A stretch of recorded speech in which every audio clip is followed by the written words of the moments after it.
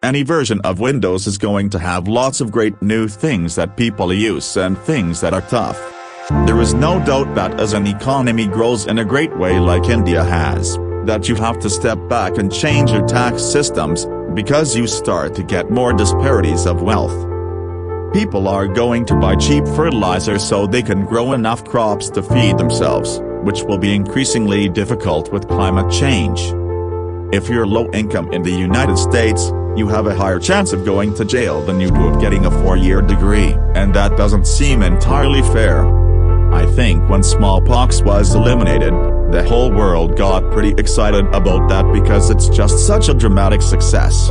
Given how few young people actually read the newspaper, it's a good thing they'll be reading a newspaper on a screen. The nuclear approach I'm involved in is called a traveling wave reactor, which uses waste uranium for fuel.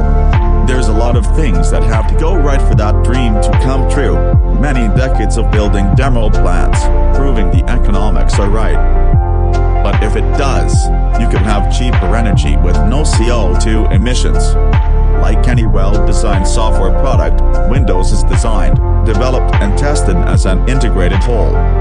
The fight against AIDS in China is already well underway. The Chinese government and other funders are providing major support, and they'll continue to bear primary responsibility for delivering prevention and treatment.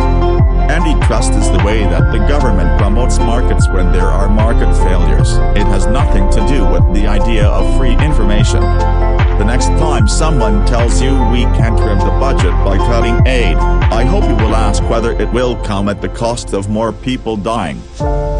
You know, capitalism is this wonderful thing that motivates people.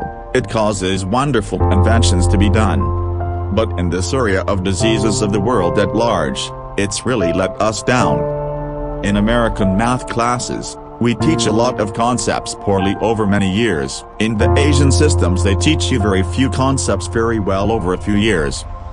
Certainly there's a phenomenon around open source. You know, free software will be a vibrant area. There will be a lot of neat things that get done there. I've been very lucky, and therefore I owe it to try and reduce the inequity in the world, and that's kind of a religious belief. I mean, it's at least a moral belief. There's no magic line between an application and an operating system that some bureaucrat in Washington should draw.